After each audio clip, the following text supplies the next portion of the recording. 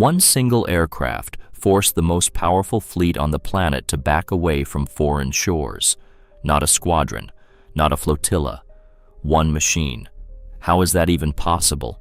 The enemy gave it a name with a threat sewn right into it, and still speaks it with a chill down the spine. Its designers built into it a technology that physics seemed to forbid in principle, a wing that changes its shape in mid-flight at twice the speed of sound. And the man who designed its kindred machines drew his works of genius behind bars, under a charge that makes your hair stand on end. What kind of machine was this, and why was it spoken of in half-whispers for decades? This is the story of a steel colossus by the name of Tu-22M3, of the race between two superpowers, of people who believe that the impossible is simply what no one has done yet. Settle in, watch to the finale, and you will never look at this aircraft with the same eyes again. Let's go. This aircraft got its name from its enemy. Not from its designers, not from journalists, from NATO staff officers who were the first to understand what they were facing. A name with a threat built into it. A name spoken in Geneva negotiation halls at the level of heads of state. Why did a single bomber become a separate clause in international treaties? Soviet engineers built into this machine a solution that physics seemed to forbid. A wing that changes its shape in mid-flight, 124,000 kilograms of metal accelerating to twice the speed of sound, and a payload on board capable of deciding the fate of an entire carrier strike group with a single salvo. Because of this aircraft, the American Navy rewrote its own routes across 3 oceans. This relates to a machine the West still calls by that very word, and flinches. How did a factory on the Volga create something that existed nowhere else in the world? Why did the country's finest aircraft designer draw his blueprints under arrest? And what obligation did the Soviet Union quietly fulfill, cutting down its own bombers' capabilities with its own hands? Today, the full story of the Tu-22M3. Stay until the end. In the finale, I will reveal which component was removed from this machine at the enemy's demand, and why, half a century later, it is back in service. No time to waste. Let's begin.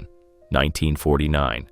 The Soviet Union tested its first nuclear device, and immediately ran into an inconvenient truth that no newspaper would print. The bomb existed. There was nothing to deliver it with, and nowhere to deliver it from. Possessing the most powerful weapon in history turned out to be meaningless without a means of delivery. This exact problem, not the bomb itself, but its delivery, became the headache of Soviet military strategists for 3 decades, and they had no solution. Meanwhile, across the ocean, the masters of the seas were being built. Carrier strike groups, floating airfields clad in steel armor.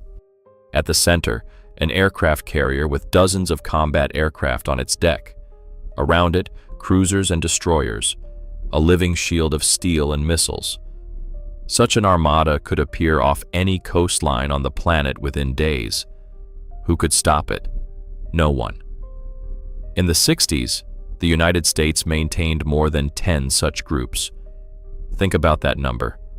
More than 10 floating military bases, each one surpassing the entire air force of an average European country in striking power. This meant something simple and brutal. The shores of Europe, Asia, and the Middle East were under the gun of American carrier aviation around the clock. An aircraft carrier is not a ship. An aircraft carrier is an instrument of power. It decides who controls the sky over any coastline, and in those years, that decision was not made in Moscow. This relates to a balance of power that the Soviet leadership considered humiliating and unacceptable. Moscow searched for an answer, and every option hit a wall. Land-based aviation? Too slow to react. By the time a bomber takes off from a coastal airfield and reaches its target in the open ocean, the carrier group has already moved to another grid square, shooting at empty water. Submarines? A fearsome weapon, but sluggish in response. The ocean is vast, and a submarine cannot chase down a naval formation moving at full speed. Coastal missiles? Out of reach. The circle was closing. What was required did not exist anywhere in the world. An aircraft that could catch an elusive target thousands of kilometers from its own shores. An aircraft that could outrun carrier-based escort fighters. An aircraft whose single strike could decide the outcome of an engagement with a group of warships. Speed, range, and striking power in one machine. Any aircraft designer of that era would have said it plainly. Such aircraft do not exist. This relates to a technical assignment that read like a verdict.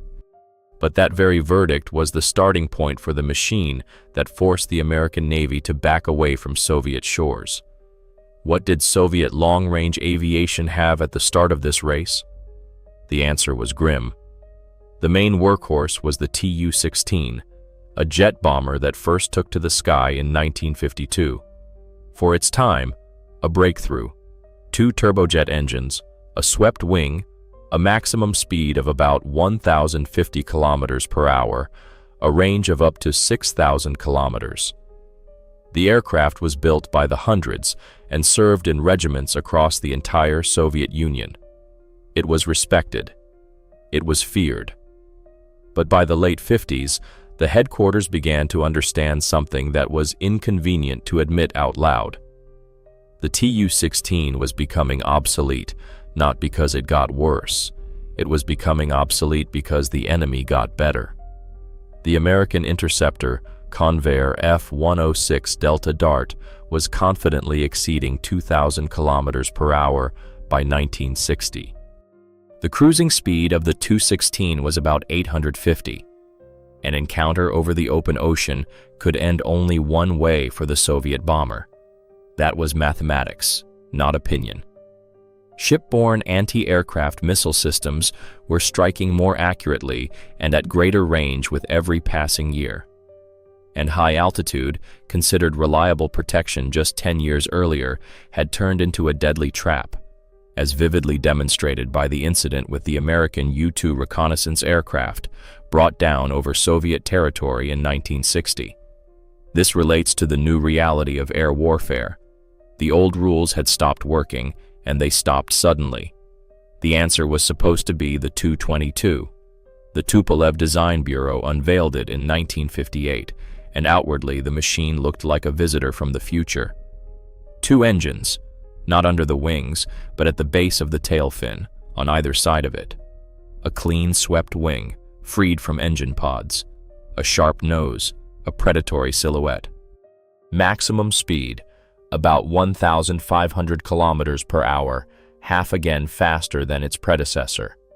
On paper, a triumph. In practice, a reckoning began that made military planners' vision go dark. Problem 1. Range. The practical range of the Tu-22 came to about 4,900 kilometers, less than the Tu-16 it was meant to replace. The newest aircraft flew shorter distances than the old one. For a machine born for ocean expanses, this is not a flaw. It is a disqualification. Problem 2. Landing. The Tu-22 demanded an approach speed of about 290 to 300 kilometers per hour, while civilian airliners land at 240 to 260. Does the difference seem small? Within those few dozen kilometers per hour lay the boundary between a routine landing and tragedy. The machine forgave nothing, not fatigue, not a second's distraction, not the slightest imprecision on the glide path. Pilots called it strict, and that was the mildest of epithets. Over the years of service, aviation lost several aircraft not in combat, but in ordinary training flights. This relates to the price crews paid for a designer's compromise. Problem 3 turned out to be the nastiest. The main weapon of the Tu-22 was the heavy Kh-22 missile. More on it later. But for an effective launch, the aircraft had to reach a specific altitude and speed. And at that very moment, it placed itself inside the kill zone of shipborne anti-aircraft systems. A vicious circle. To strike, you must expose yourself. The equation would not balance under any variables. By the mid-60s, the conclusion had fully ripened and sounded harsh. The Tu-22 was not the solution, but an intermediate step. And then a question rose before the designers in its full height, a question no aerodynamics textbook could answer. How do you build an aircraft that is obedient at low speeds, takes off from an ordinary runway, and yet accelerates to twice the speed of sound at altitude? These requirements contradict each other, physically, and yet an answer was found. What happens to an aircraft at different speeds? Let's break it down without diplomas and formulas. At low speeds, during takeoff, landing, flight close to the ground, a machine needs a wide wing. A wide wing generates greater lift and allows the aircraft to fly slowly without sinking toward the earth. That is exactly why passenger airliners extend their flaps before landing. They artificially increase the wing's area and curvature. At supersonic speed, everything is reversed. A wide wing turns into a brake, into a wall of drag. An aircraft with such a wing at twice the speed of sound is a sprinter running the 100-meter dash with an open umbrella in his hands. Supersonic flight demands a narrow wing, swept back, pressed against the fuselage. Minimal frontal area, minimal drag. 2 flight regimes, 2 mutually exclusive wings, 1 aircraft. Any engineer of those years, upon seeing such a technical assignment, had every right to turn around and walk away. But in the minds of the designers, a thought bordering on audacity was born. Who said the wing must be the same in both cases? Take a sheet of paper, fold it lengthwise, it becomes narrow and stiff. Unfold it, wide again. A crude simplification? Absolutely. But this very idea became the foundation of one of the most elegant engineering solutions of the 20th century, the variable sweep wing.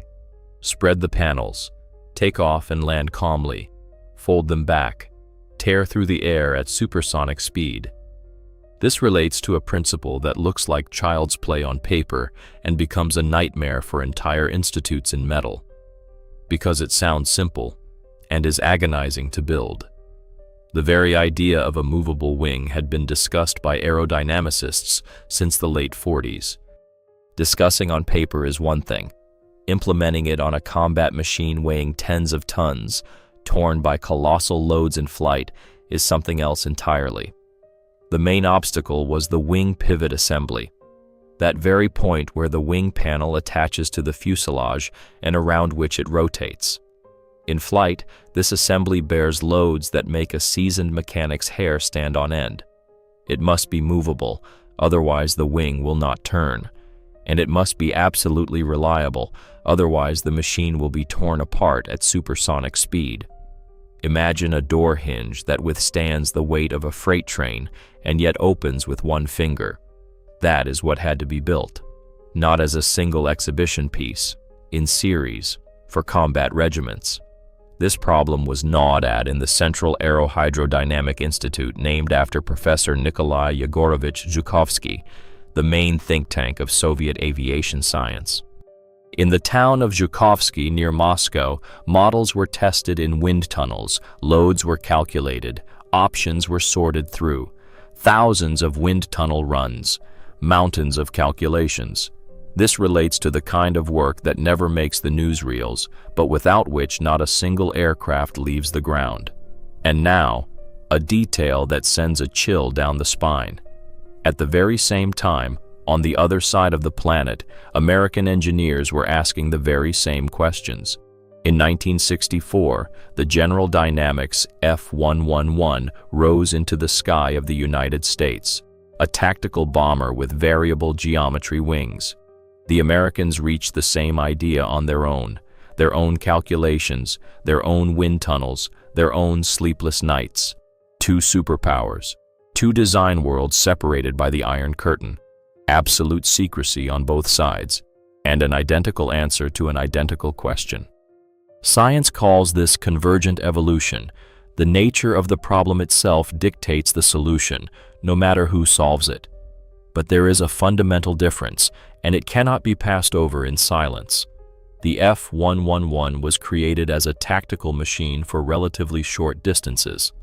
Soviet designers aimed at something else, a long-range missile carrier for the ocean, capable of hauling heavy anti-ship weaponry and punching through modern air defenses. A different scale of task, a different scale of machine, and an entirely different price of failure.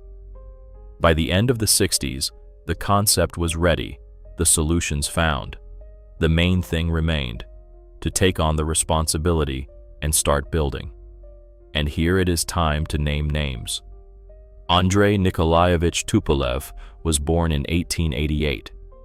Think about it. When he came into this world, the Wright brothers had not yet built their first airplane. Aviation did not exist at all. And when he passed away in 1972, Soviet aviation was one of the two strongest on the planet. An enormous part of that journey passed through the hands of one man. Over his lifetime, Tupolev designed more than 100 types of flying machines. 100 is not a typo and not a generous rounding. 100 types of aircraft from a single designer. But the ceremonial biography is only half the truth.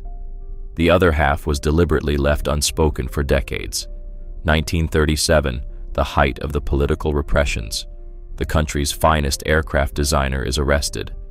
The charge, treason against the state. The man who built the nation's aerial shield ended up behind bars on an absurd accusation. And here begins the part that defies comprehension. The state that imprisoned its chief aircraft designer immediately assigned him a task: design airplanes. Right there, in custody, in the so-called Sharashka, a closed design bureau for arrested specialists. A drafting table instead of a prison yard. Tupolev designed because it was his calling, because there was no choice, and because airplanes mattered more than grievances. This relates to pages of national history that for a long time were not spoken of out loud. In 1955, Tupolev became general designer. Behind him, arrest, rehabilitation, war, the post-war reconstruction of an entire industry. A man with such a biography looks at technical problems without illusions and without unnecessary words, only the essence, what to do and how. It was under his overall leadership that the project of the new bomber was launched. But the daily battle for the machine fell on the shoulders of another man, Dmitry Sergeyevich Markov, chief designer of the Tu-22M project. And the choice of this candidate was cold calculation, not chance. Markov had joined the Tupolev Bureau as a young engineer and had been schooled on several projects, including that very Tu-22. He knew every failure of the predecessor from the inside. He knew where the machine had fallen short. He knew why. Other people's mistakes became his main weapon. And behind Markov stood thousands of people whose names you will not find in any official document. Engineers, designers, technologists, stress analysts. Their labor dissolved into blueprints, into technical solutions, into the rivets and weld seams of the finished machine. History remembers the surname on the plaque at the Bureau's entrance, and forgets those who calculated loads until dawn. This relates to the unspoken rule of all great projects. One man receives the glory, thousands do the work. Under what conditions did these people work? Forget the silence of academic laboratories and free creative exploration. The state assignment did not provide for the right to fail, as a category in principle. The deadlines were rigid. The funding was targeted and strictly controlled. Every quarter, a progress report sent upward.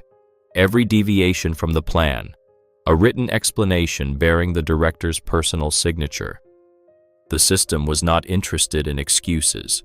The system was interested in results. And these people, squeezed between physics and the state plan, between an impossible technical assignment and a merciless calendar, delivered the result. In 1969, work on the machine with the internal designation Article 4500 entered the home stretch. The prototype was built. The systems had been run on test rigs. The engines had been tested separately. On the 30th of August, 1969, at the flight test facility in Kazan, the aircraft was rolled out onto the runway. What happened next determined the following half-century of the nation's military aviation. Kazan, August 1969.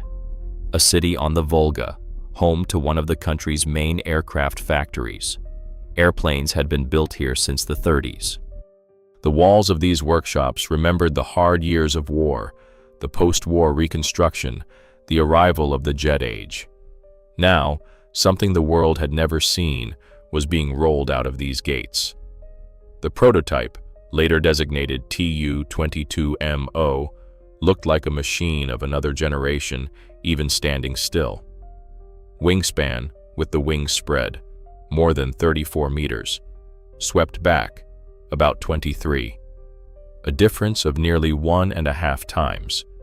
And this entire transformation was meant to happen in the air before the eyes of astonished observers. Test pilot Vasily Petrovich Borisov took the controls of the first machine. Who is a test pilot? A man who is the first to entrust his life to a machine that no one on Earth knows how it will behave in the sky. All the calculations are done, all the test rigs are passed, but calculation and reality are different things, and no one knew this better than Borisov himself. How many times in aviation history have perfect calculations shattered against the very first flight? Enough times that every test pilot climbs into the cockpit without illusions. The morning of August 30th. Warming up the engines took the prescribed time. In such minutes, nobody hurries. By the runway stood the members of the commission, engineers, designers, Markov among them. People who had given years of their lives to this machine could now only stand and watch. Everything that depended on them had already been done. What remained depended on the machine. This relates to the cruelest moment of any designer's journey. Years of work are tested in 30 minutes, and influencing the result is no longer possible. The aircraft began its takeoff run. The long concrete runway, the rising roar of 2 turbojet engines. A machine weighing more than 100,000 kilograms gathered speed, and those standing by the runway felt that sound not with their ears, with their entire bodies. It is not thunder, it is pressure, the physical force of sound waves against the chest. The wheels left the concrete, the 100-ton colossus hung in the air, and flew. In the sky, Borisov carried out the program of the first flight. The key test, changing the wing sweep in mid-flight. The mechanism that was destined to work for thousands of hours in all conditions did, for the first time, what it was created to do. The wings swept back. The wings spread out. The machine kept flying steadily, as if it had been doing this all its life. The flight lasted about half an hour. When the wheels touched the runway again, everyone on the ground exhaled, all at once. 30 minutes that contained years of calculations, wind tunnel runs, sleepless nights, and written explanations. Borisov taxied to the parking area. The engines fell silent. The pilot climbed down onto the concrete. According to the recollections of those who witnessed the event, Markov walked up to him and asked a single question. "Does it live?" Borisov held a second's pause. Such moments do not tolerate haste. "It lives," he answered. 2 words. For the designer, that was enough. This relates to the professional language of people who understand each other without reports and protocols. A machine either lives in the air or it does not. This one lived. But it was too early to celebrate, and no one understood that better than the Bureau itself. A first flight is not a finish line. It is the start of a long road called the flight test program. Ahead lay extreme flight regimes, weapons testing, the search for the boundaries of the possible and the permissible. And the tests quickly cooled the excitement. Yes, the main thing was confirmed. The concept worked. Variable sweep on a machine of this class was not a theory, but a reality. But the prototype was raw, frankly raw. The engines did not deliver the calculated thrust. The avionics demanded serious refinement, A number of systems behaved unstably. The engineers returned to their drafting boards. A road of nearly 8 years was beginning, from the prototype's first liftoff to the machine the world would come to know as the Tu-22M3. And every step of that road was won through a fight. In aviation, an unwritten rule applies: the first machine is never the last, and the reason lies not in the designer's faults, but in the very nature of complex technology. Until an aircraft has risen into the sky, engineers work with calculations. The moment it takes off, they receive something no wind tunnel can give: the truth. Real flight mercilessly reveals where the calculation matched reality and where it diverged, and that divergence becomes fuel for the next step. The first weak spot of the Tu-22MO prototype lay in its engines. The machine carried NK-144-22s, an afterburning version of motors originally built for the supersonic passenger Tu-144. A forced decision, made out of scarcity.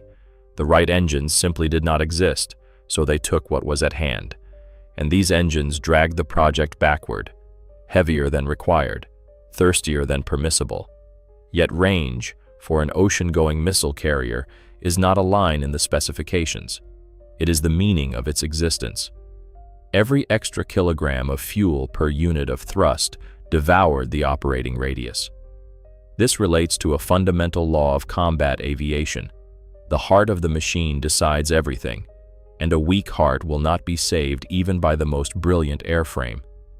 On top of this came vibrations at certain flight regimes, unpredicted by calculations, refinement of the wing attachment assemblies, replacement of outdated radar equipment.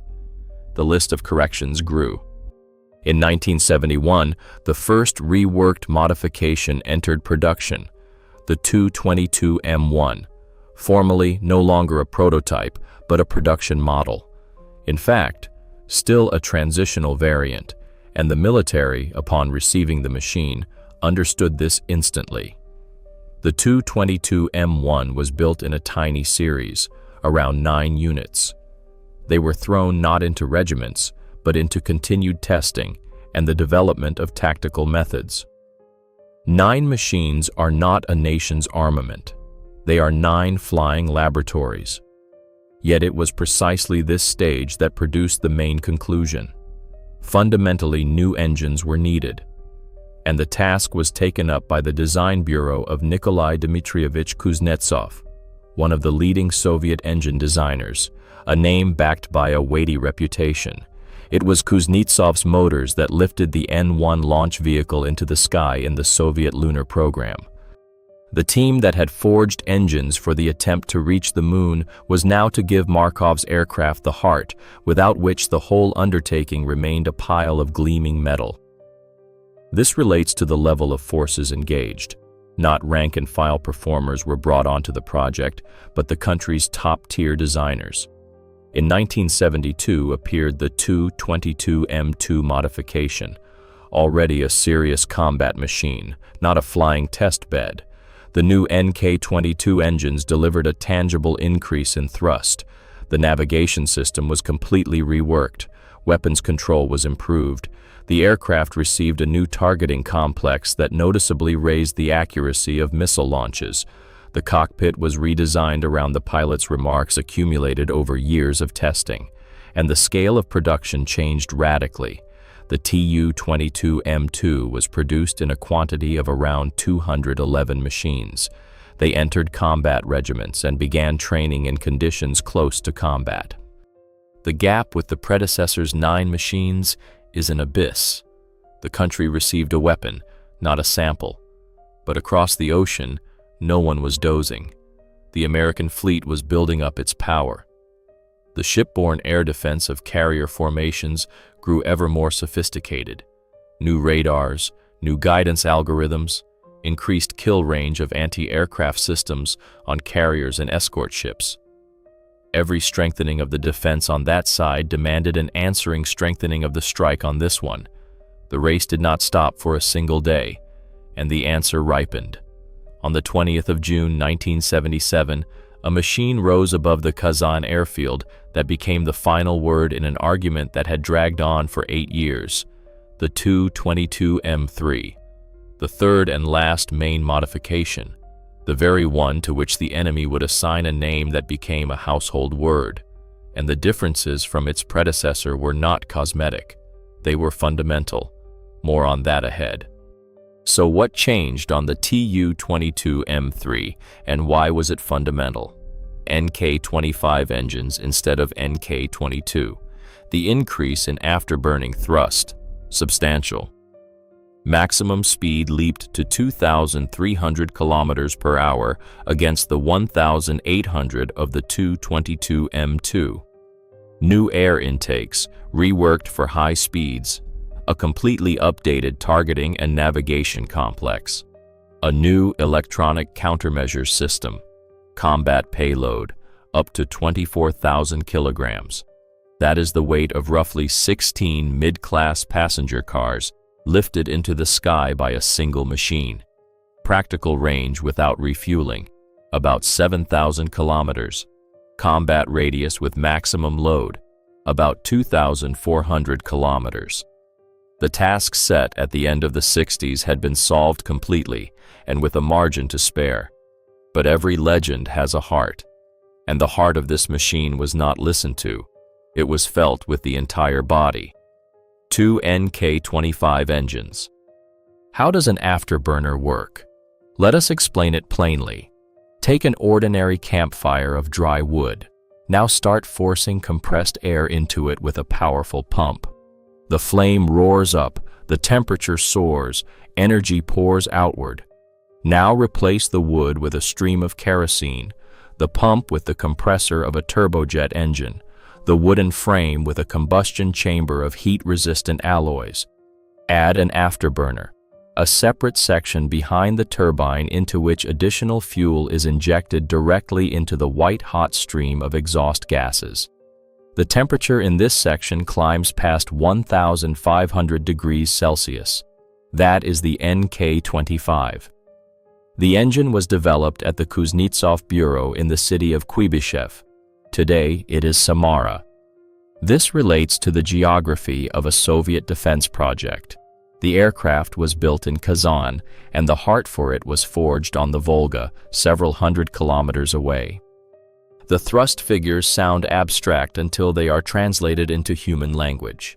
One NK-25 at maximum afterburner delivers about 245 kilonewtons. There are 2 of them. Together, about 490 kilonewtons. What does that mean? It is the force with which 50,000 kilograms press down on a scale, 50 tons of thrust, pushing forward a machine with a mass of 124,000 kilograms and accelerating it to twice the speed of sound. The speed of sound at high altitude is about 1,060 kilometers per hour. The Tu-22M3 reaches Mach 2.1. The aircraft literally outruns its own sound. An observer on the ground first sees the machine, and only afterward does the roar reach him. And the sharp clap as it passes overhead is not the engines. It is the sonic cone, a shock wave of compressed air that the aircraft drags behind it, the way a ship drags a wave. That is from the outside. And what is happening to the machine itself? At a speed of about 2,300 kilometers per hour, the air in front of the nose does not have time to part. It compresses, and the compression turns into heat. The nose radome, the leading edges of the wings, the air intakes at full afterburner heat up to a temperature on the order of 100 to 120 degrees Celsius. The metal does not glow, no, but press your palm against it. The burn will be instant. The fuselage physically lengthens in flight from the heating by several centimeters. This is not an emergency condition. It is built into the design. The engineers accounted for the expansion in advance. This relates to the paradox of supersonic flight. A machine of cold metal turns in flight into a scorching body, breathing heat onto its own skin. And now, into the cockpit. The crew of the Tu-22M3 is 4 people: the commander, the co-pilot, the navigator, and the weapon systems operator. 4 ejection seats, instrument panels, screens, control handles. The cockpit is pressurized. The air conditioning system holds normal pressure and temperature, but you cannot cheat physics. As the engines go to afterburner, the G-force presses the people into their seats, not sharply, smoothly, but inexorably. In a vigorous maneuver at high speed, it reaches several units. Each unit is the added weight of one's own body. At 3 Gs, a person with a mass of 80 kilograms feels like 240. The noise in the cockpit, even inside a flight helmet, is not a background hum, but a constant pressing presence. Vibration beats through the structure. The hands on the control handle feel every change in engine regime. Outside, at cruising altitude, -55. Inside, a normal temperature. Between these two worlds, a few centimeters of skin and the glass of the canopy. The pilots who mastered this machine repeated one thing.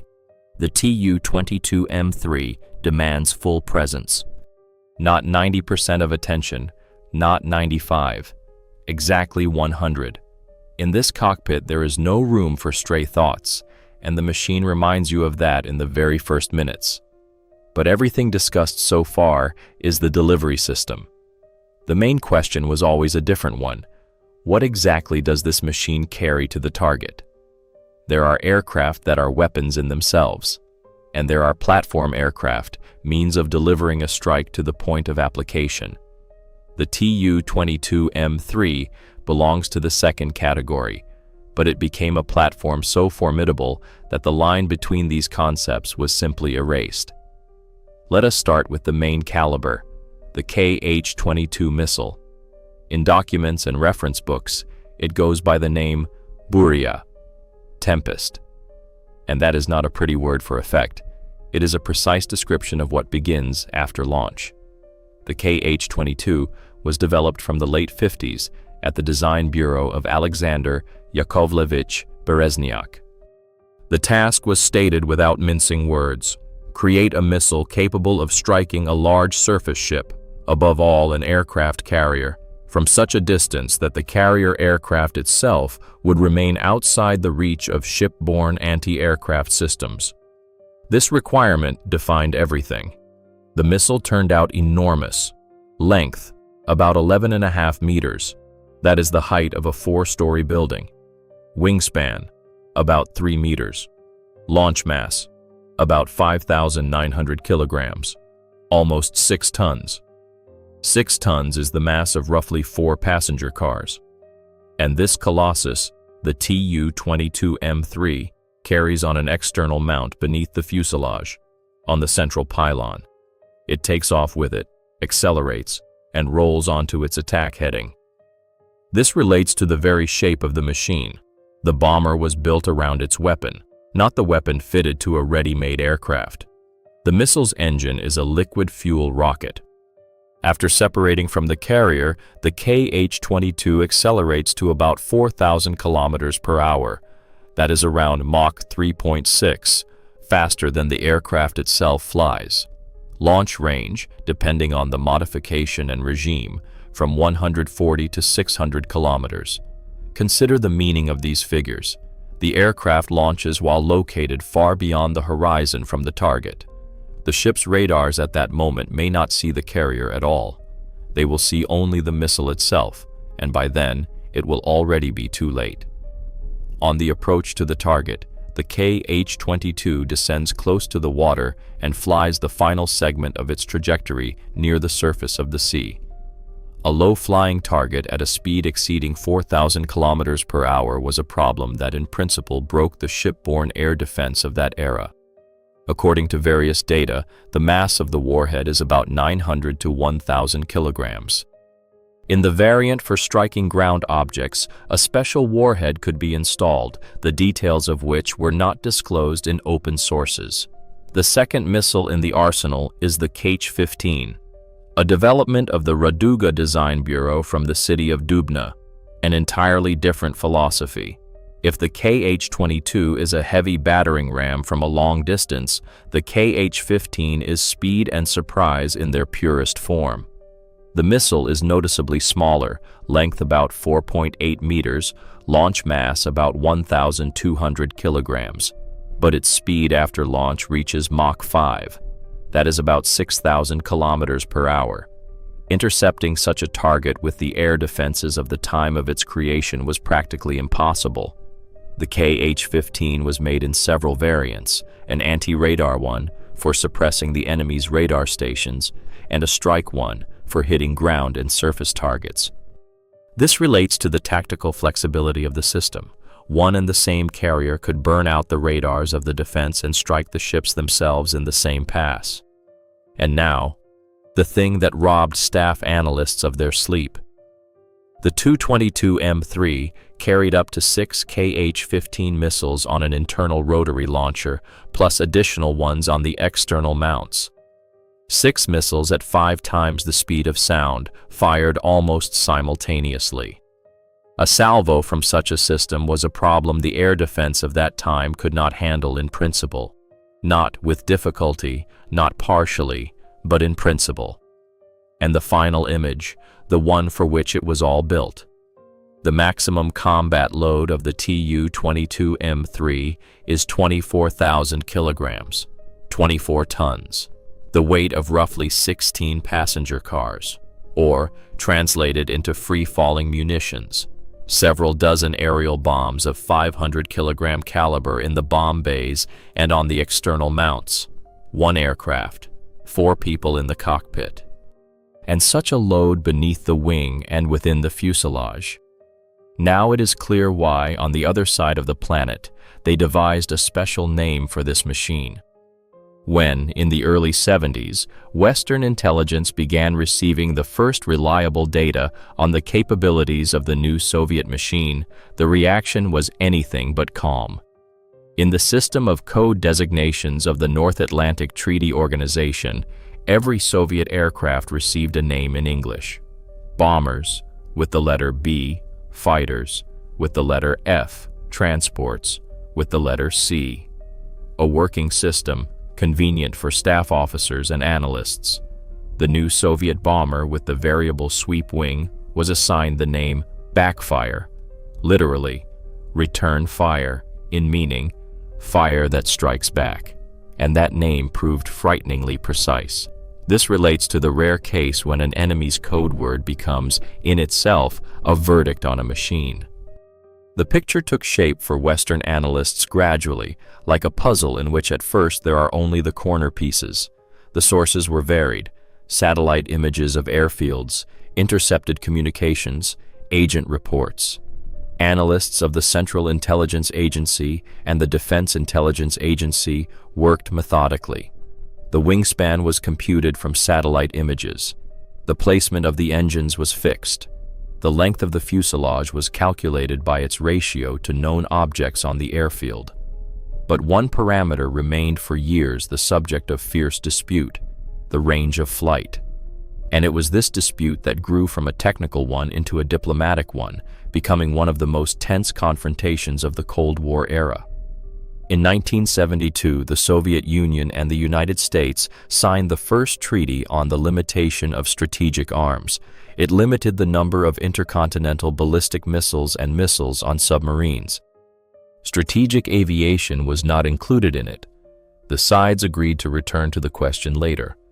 That later came in 1974, when negotiations on the second treaty began. And here the American side put the question point blank.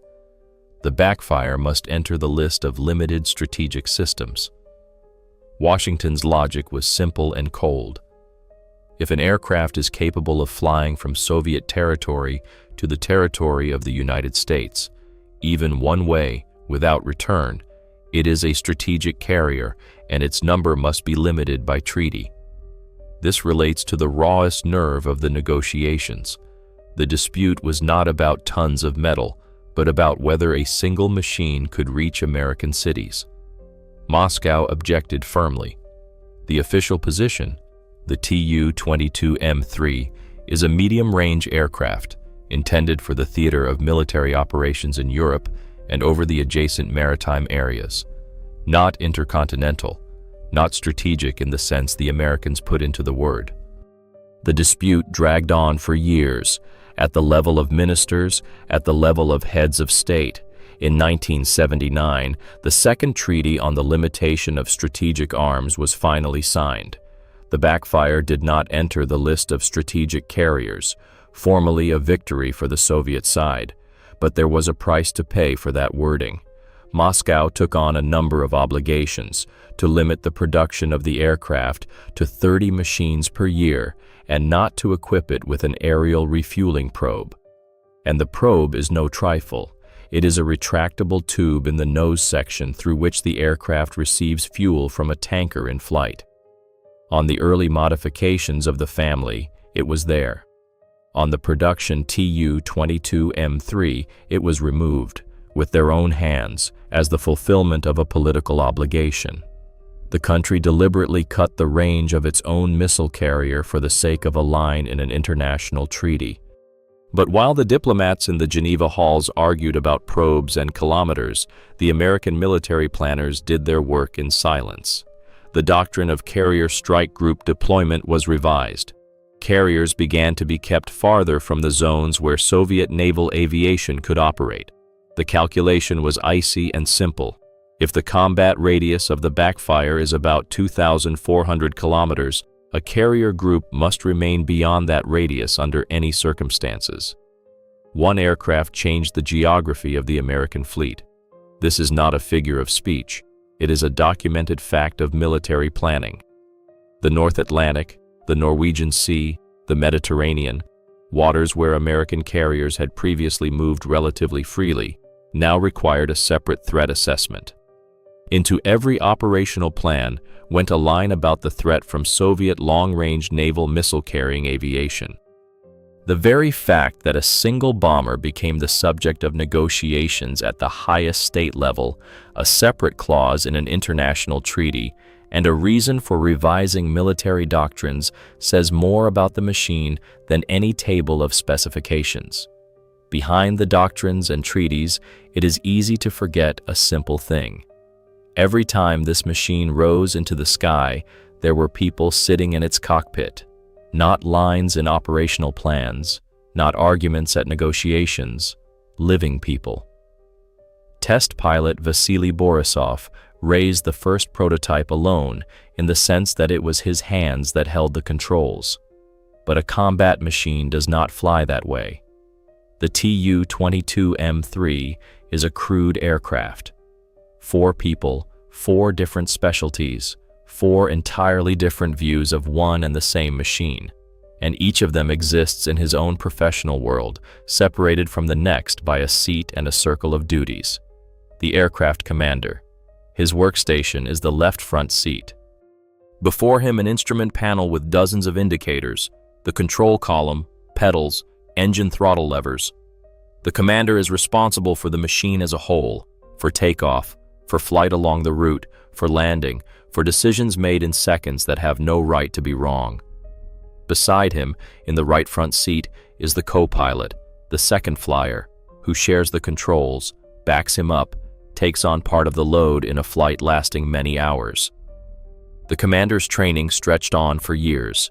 First the flight schools, then training and transitional types, then the gradual mastery of the machine itself, first with an instructor, then independently.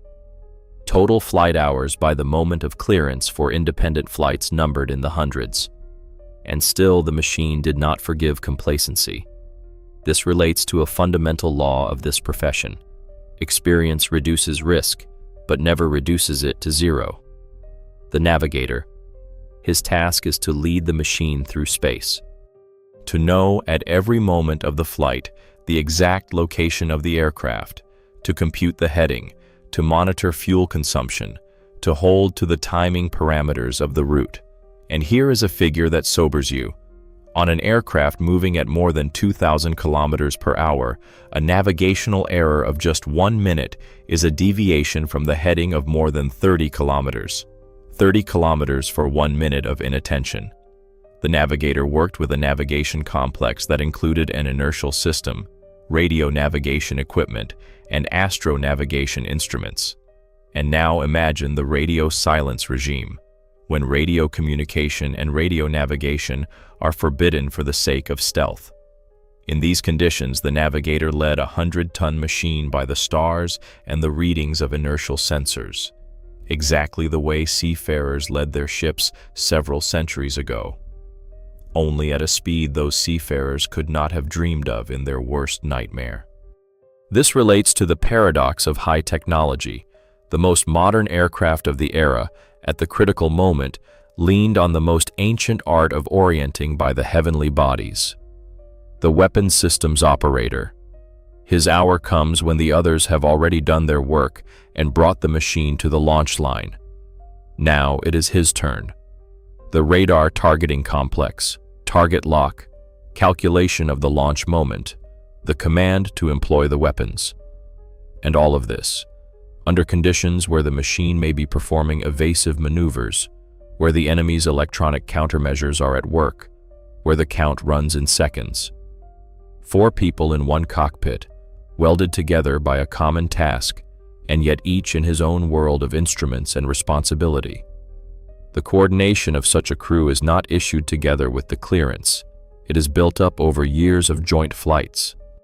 Pilots who had served together for several years understood one another without words, by a change in the tone of voice over the intercom, by the character of a movement in the cockpit, by the way someone reached a little faster than usual for the right switch.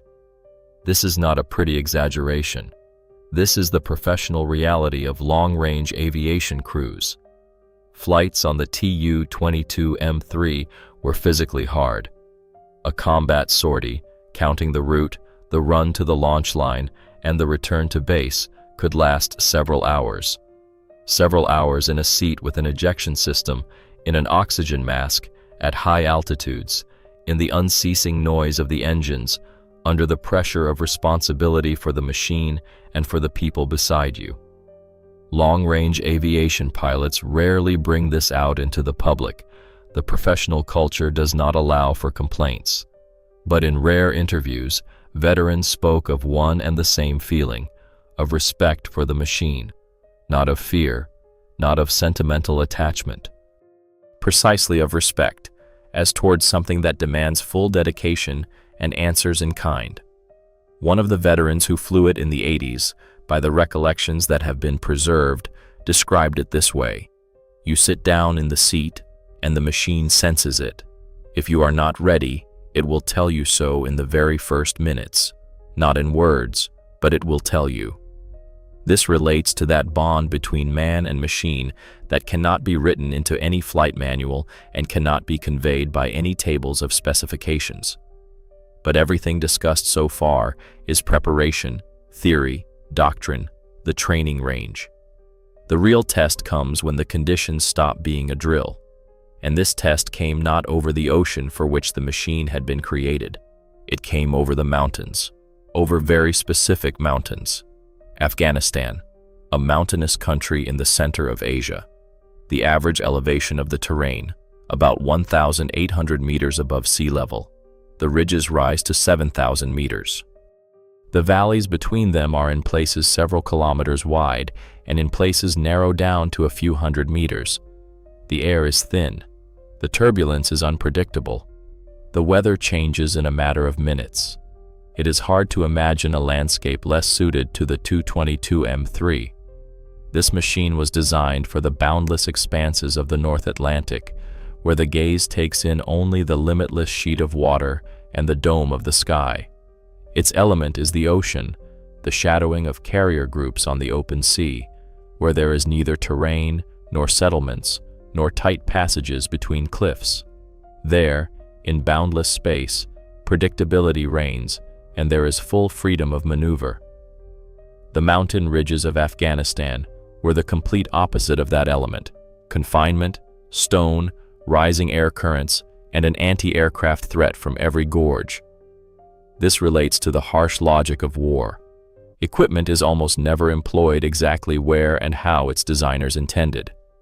The air forces of the USSR began to employ the Tu-22M3 in Afghanistan in 1988, in the closing stage of the Soviet troops' presence in the country.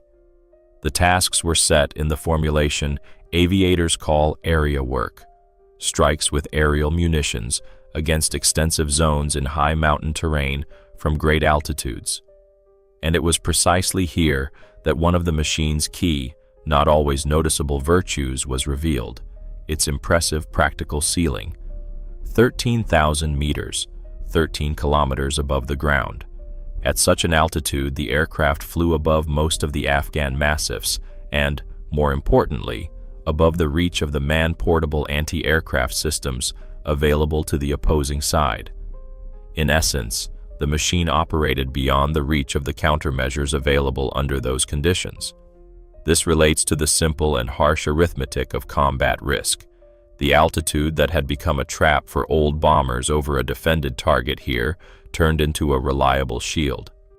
But the altitude itself immediately gave rise to a new task. Aimed bombing from 10 to 13,000 meters is nothing like a release from 500 meters. A munition that separates from the machine at such an altitude spends several dozen seconds in the air. During that time, it is carried away from the release point by the wind, and the wind at different altitudes blows at different speeds and in different directions. To calculate the release point with a correction for all these factors is a task that demands the perfectly synchronized work of the targeting complex and the navigator. And yet the targeting and navigation complex of the Tu-22M3 was designed above all for the employment of missile weaponry, not for high-altitude bombing in the mountains.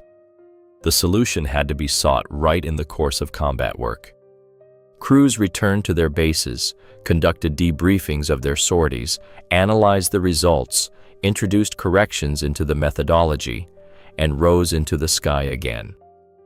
This is exactly what in aviation is called the mastery of combat experience.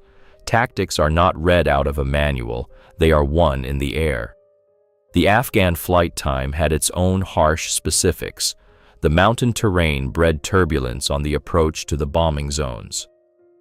The thin air altered the aerodynamics at low speeds, though at high altitudes the Tu-22M3 hardly noticed it. The summer heat at the temporary basing airfields struck at the takeoff characteristics. Hot air is less dense, which means less lift and a longer takeoff run. Each of these factors turned into a separate line in the flight manuals, which were rewritten and supplemented according to the results of real sorties. One of the officers who took part in those missions, by the recollections that have been preserved, described it this way. The first thing that struck you over the Afghan terrain was the silence in the cockpit before reaching the release line, not the silence of idleness, the silence of utmost concentration when each crew member is focused on his own strictly defined task and there simply are no unnecessary words. The machine and the people worked as a single organism. This is the highest assessment of a crew's coordination, far weightier than any praise or any entry in a service record. By the time the last Soviet aircraft left the Afghan sky in 1989, the Tu-22M3 had passed a test that went far beyond any technical assignment. The machine built for the ocean had coped with the mountains, and ahead of it lay a trial that no blueprint had foreseen. This test had nothing to do with the air. In 1991, the world in which the machine was born simply ceased to exist. The Soviet Union ceased to exist. 15 new states began dividing among themselves the army, the navy, the aviation, the debts, and the assets of an enormous country. This was not merely a political process. It was the dismantling of an entire civilization with all its equipment, infrastructure, and people. The aviation fleets were pulled apart by the territorial principle. Those machines that stood at a specific airfield at the moment of the breakup remained with the country on whose land they happened to be. Part of the Tu-22M3S went to Ukraine, part to Russia, part to other republics. An aircraft created as the single fist of a single country was, overnight, torn apart along new borders.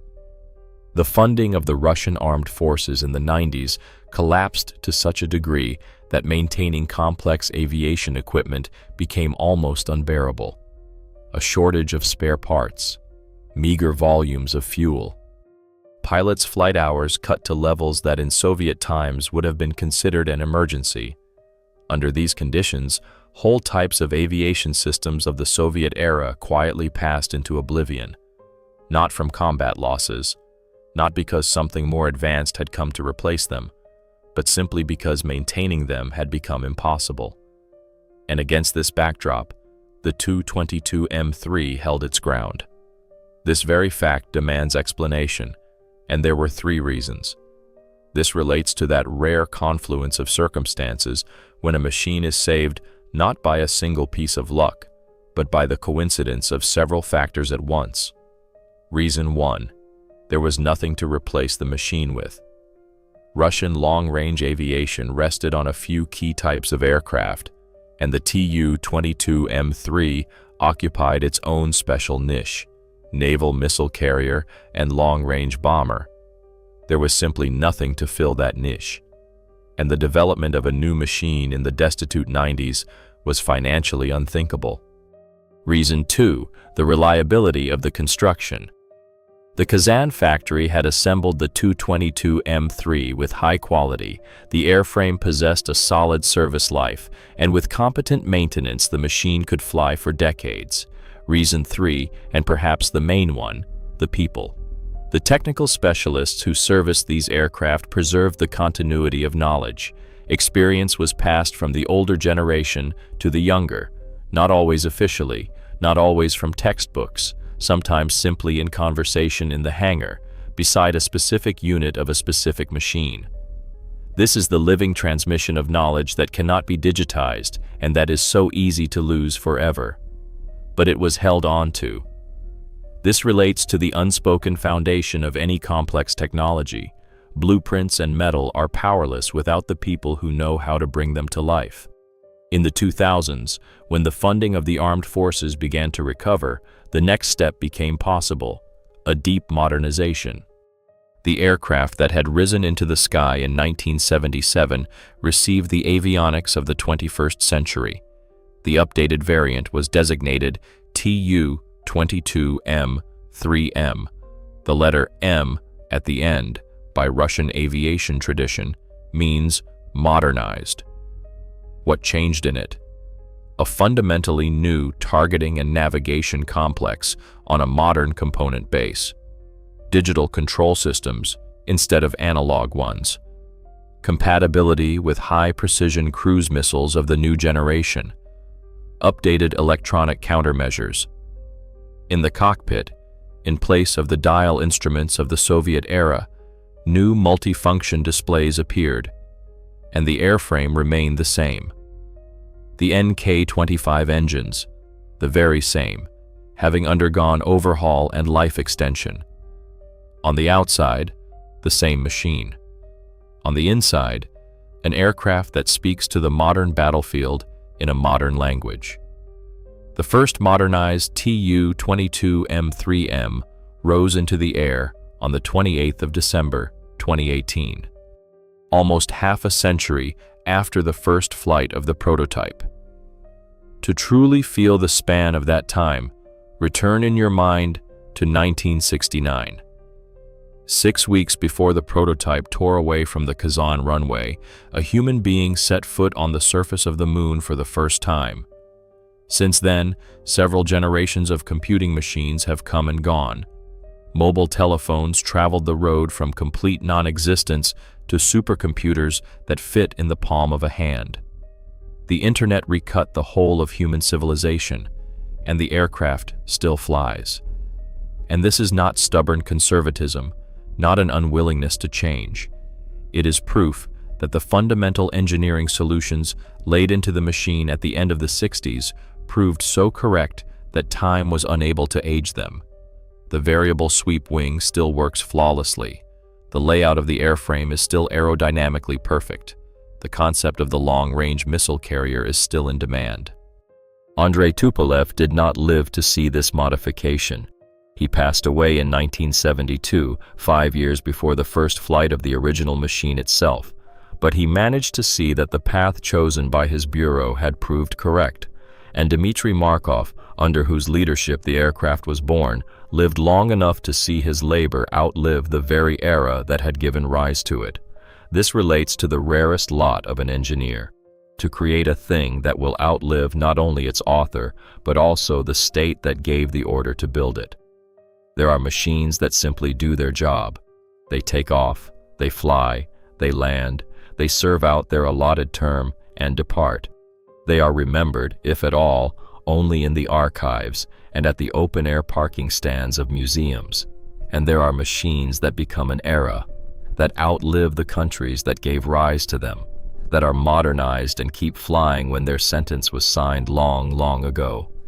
That force the revision of military doctrines, become a separate clause in international treaties, and remain in service half a century after the first flight. The Tu-22M3 belongs to the second category, and not because it is the fastest ever built, and not because it is the only one of its class. And now, what was promised at the very beginning? Remember the question of the secret this machine still keeps? Here it is, and it was not invented for effect. By an obligation taken on at the signing of the Treaty on the Limitation of Strategic Arms, the production Tu-22M3 was deprived of its aerial refueling probe. The country, with its own hands, cut the range of its own missile carrier, precisely so that the machine would not be entered among the strategic carriers. An aircraft capable of reaching farther was deliberately shortened to medium range by the stroke of a diplomatic pen. And half a century later, this same aircraft underwent a second birth under the name Tu-22M3M, receiving electronic innards its creators in '69 could not even have imagined. The machine the enemy tried to limit by treaty was not written off by time, it was renewed by it. This relates to the main paradox of this whole story. What was supposed to become its ceiling turned out to be merely the next step up. Behind every weld seam of this fuselage stand people. Behind every bolt in the wing pivot assembly, a stress analyst who calculated loads until dawn. Behind every line of the onboard documentation, an engineer, a technologist, a pilot, a technician. Tupolev, who designed aircraft under arrest because aircraft mattered more than grievances. Markov, who turned other people's failures into his own weapon. Borisov, the first to entrust his life to a 100-ton machine that no one knew how it would behave in the sky. The thousands of nameless people whose surnames never made it into any official document, but without whom there would have been no first flight, no Afghanistan, no second birth. All of them believed in one simple truth. The impossible is simply that which no one has done yet. They did it, and the machine flies to this day. This relates not only to the Tu-22M3, it relates to the very nature of great undertakings, which always turn out to be the work of specific hands. And that is all. If this story gripped you, support the channel. Leave a like, subscribe, and tap the bell so as not to miss the coming material on the legends of military aviation. And in the comments, answer a single question. Which combat machine, in your view, equally deserves the title of one that outlived its era? Write your versions. The most interesting ones will form the basis of future episodes. Thank you for staying to the end. Until we meet again in the sky.